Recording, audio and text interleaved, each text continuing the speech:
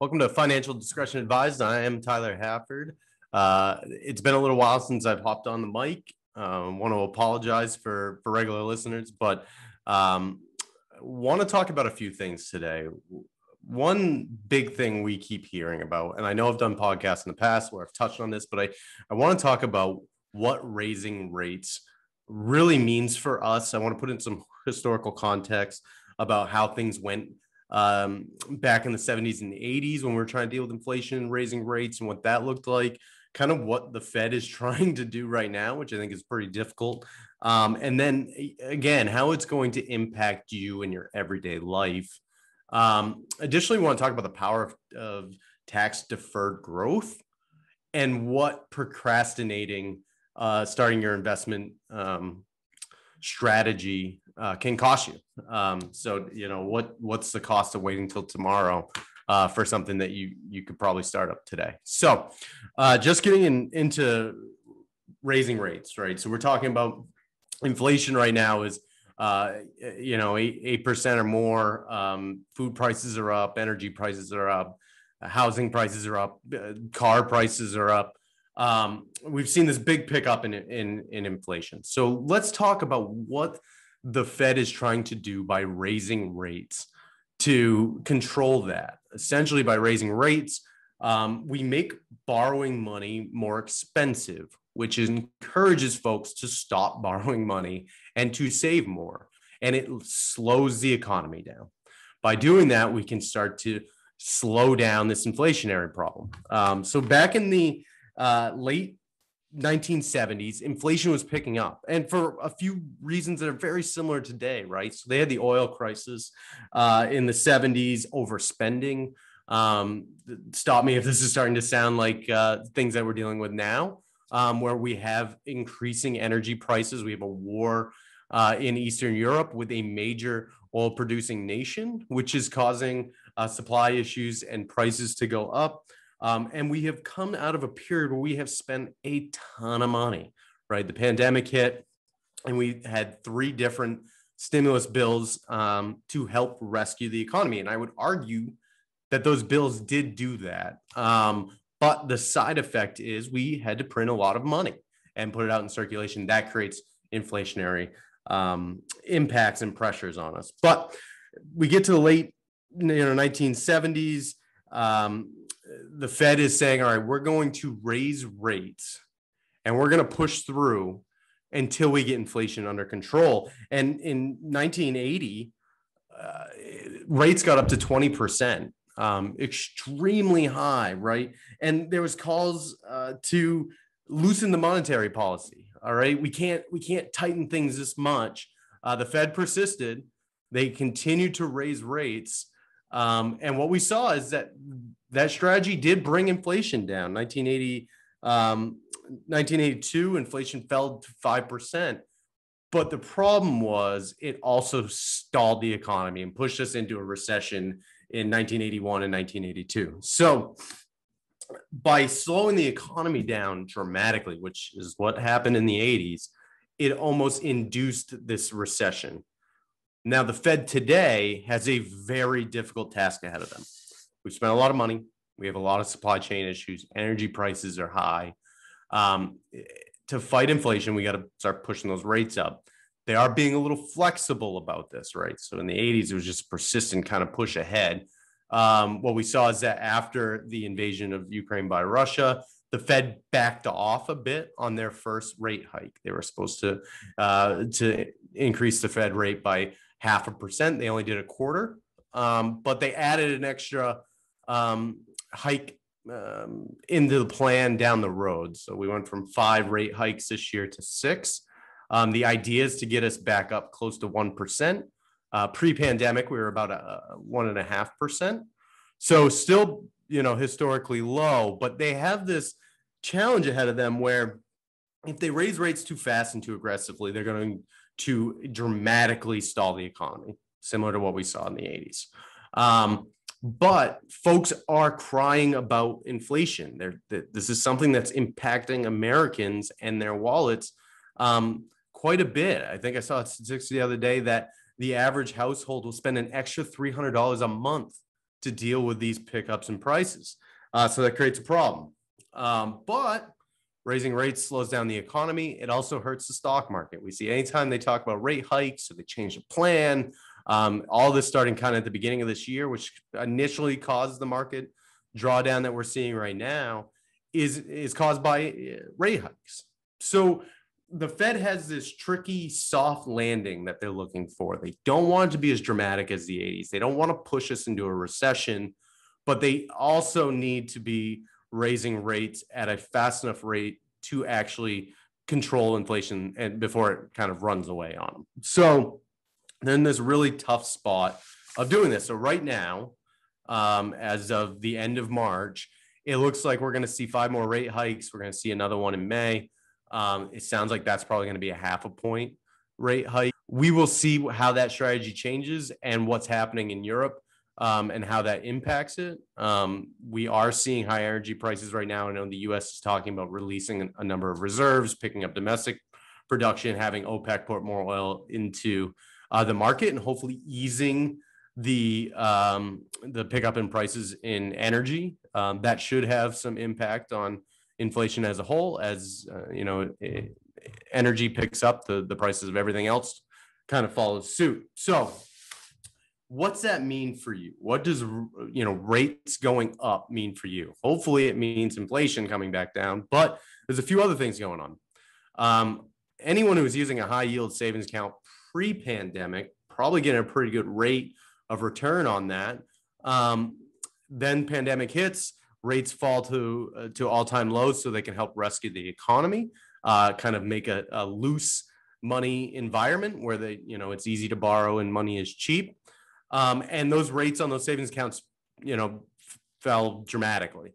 Well, as rates start to move back up, it's going to encourage folks to start saving. Remember, we're trying to tighten the economy. We're trying to tighten money supply. By doing that, savings rates go back up. People are now more apt to put money away because they're saving at higher rates than they were. So that's a good thing for anyone who is a saver and wants to get some money, get those rates back. Remember, the reason why that's happening, though, is that we are trying to slow the economy down and tighten the money supply. So individually, you get some better rates, but remember that the Fed doesn't want to do this too much. You don't want extremely high savings rates because that probably means that they are trying to put the brakes on the economy. Mortgage rates are going to start climbing and already have starting to climb. So anyone who is looking to refinance or purchase a home, expect those rates to continue to move up as the Fed increases the interest rates. So what does that mean? Well, it could possibly mean a slowdown in the housing market. A lot of folks who are borrowing money, especially new home buyers, are now going to have a decision to make because housing prices are so high that borrowing money, going from 3% to 6% can be something like a $400 or $500 a month swing. That can be a difference maker for someone who's looking to buy right now and deciding that, geez, I can't afford it. So mortgage rates go up. That may have an impact on the housing market. We will see how much demand is still there as those rates start to creep up. Small business impacts. So a majority or a large amount of small business owners tend to use credit cards for their business accounts, and credit cards are very sensitive to interest rate hikes. And as those creep up, the interest owed on the credit card tends to move up with it. So small business impact means slower growth because they can't borrow money as cheaply as they could, last year. So that slows down growth on business. That's what the intention is, right? Or that's the side effect of raising rates, is we're going to slow the economy down. That is why. It's because borrowing money gets more expensive. Additionally, credit card rates. So this is something that's going to hit home. If you're holding a credit card balance and rates are going up, again, the interest rate on your credit cards are going to creep up, and it's going to be more expensive to hold that balance than it would have been a year ago. another good reason why, if you have the ability to pay off that debt, to make that a priority before rates continue to move up even further. Additionally, if you don't need to take on credit card debt, obviously I wouldn't advise taking on more and more expensive consumer debt, especially with rates going back up. So all of these things in play, you know, it's going to affect us at home. It is going to slow down the economy a bit. The Fed is in this really tough zone where they need to control inflation, but they don't want to bring the economy back to a recession like we saw in 81 and 82. Can the Fed do that? We'll have to wait and see. But I think they are showing some flexibility, as shown by the reduction in how much they were going to raise rates due to the war in Eastern Europe. But they are using the rhetoric that they are going to increase rates as much as they need to control inflation. So let's see if they can have a little bit of a softer landing than what we saw from the Fed in the early 80s. Now, next topic I want to talk about is tax deferral. Tax deferral is when you can put money into an investment account. That money stays in the account and grows tax deferred until you pull money out in retirement. So think of your work plan today, or a traditional IRA. You're going to put some money in. What's nice is those are also tax deductible plans. So you're going to get a tax break today, but you put your money in, it's going to grow in that account, and you're going to take it out in retirement. And that's when you're going to pay your taxes on it. So why is tax deferral so powerful? So let's take two investors. One is going to invest in a tax deferred vehicle. One is going to invest in a taxable vehicle. They both make $100,000 initial investment. They're both going to earn market average 8% return over the next 20 years. What we see is that the tax deferred account will have 52% more growth than the investor who is investing in the taxable account. And the reason for that is, even if the income, their income tax percentage stays the same in their working years and when they take it out in retirement. And the reason for that is that the tax deferred account can keep money in that account and not pay it out every year on the growth. So by keeping the money in the account until you draw it out down the road, allows more compounding growth on larger sums within the account. This gives us more growth opportunity. And what we saw in that little example is that you're going to see 52% more growth than the taxable account. So tax deferred growth is a huge benefit for us. And the reason why I talk about it is you have your work plans, you have a traditional IRA that you can put money into. But a lot of folks will run into this situation where they make too much money to invest in, let's say, a Roth, or make contributions into a traditional IRA because they are covered by a plan at work. So if you have a retirement account or retirement plan at work and you're contributing to that, and your income gets over a certain level, you can't have a tax deductible contribution to a traditional IRA. That will scare some folks off from using those vehicles, but you can make a non-deductible contribution to the IRA. And that contribution will grow tax deferred. You're not going to get your tax break today, but you are getting tax deferred growth. And just from that example, I just showed you how powerful that can be. So that is still a tool you can use, even though you're not getting the tax break today, because you are going to get it every year that money can stay into the account before you need to take it out in retirement. So don't dismiss tax deferral. That can have a very powerful impact on overall returns over the lifespan of investing. And then the last kind of tip I want to bring up to folks is the benefit of starting early in investing versus waiting a little bit. I'm going to give you two different investors. Let's say Martina and Andre. Martina is going to invest $6,000 a year into her IRA from age 22 to 32. She's going to make 8% return, but she's only doing from 22 to 32. Andre is going to do $6,000 a year, getting 8% return, but he's deciding I'm going to start at 32. I'm not going to do anything before that, but I'm going to start at 32 and I'm going to do it all the way out to 65. And what we'll see is that even though Andre went from 32 to 65 doing $6,000 a year, Martina had the benefit of time and compounding interest, even though she only did it for 10 years, 22 to 32. And what we see is Martina's going to end at 65 with $1.3 million in her account.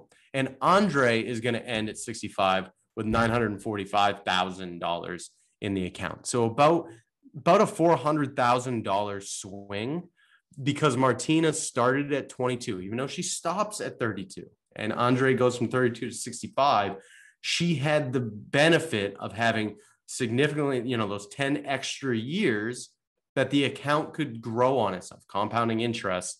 One of the, I think Albert Einstein said the 8th greatest wonder of the world is compounding interest. Martina had enough time. So when you're making decisions of, do I want to invest today, or geez, I'll just do it next year, I can do it, the cost of waiting till tomorrow gets greater and greater. And I would advise you, if you have the ability to start today, because the cost can be dramatic. And in the example I just gave you, Andre waiting 10 years to get started cost him $400,000.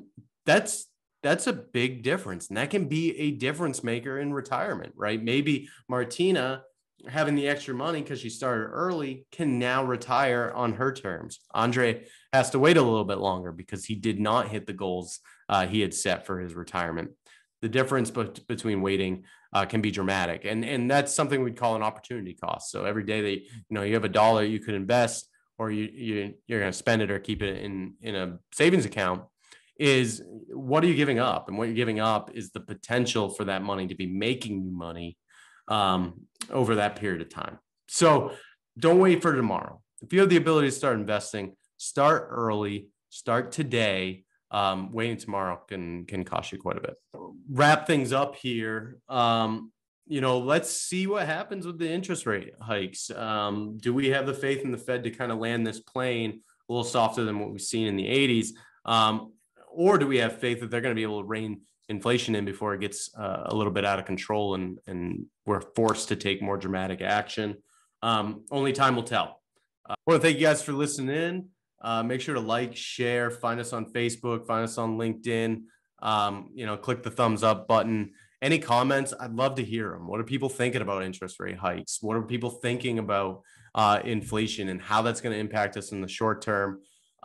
Please leave them below. You can find my email on penobscotfa.com. Please feel free to shoot me questions. I love to talk about this stuff, love to answer anything I can. Thanks, guys. The foregoing content reflects the opinions of Penobscot Financial Advisors and is subject to change at any time without notice. Content provided herein is for informational purposes only and should not be used or construed as investment advice or a recommendation regarding the purchase or sale of any security.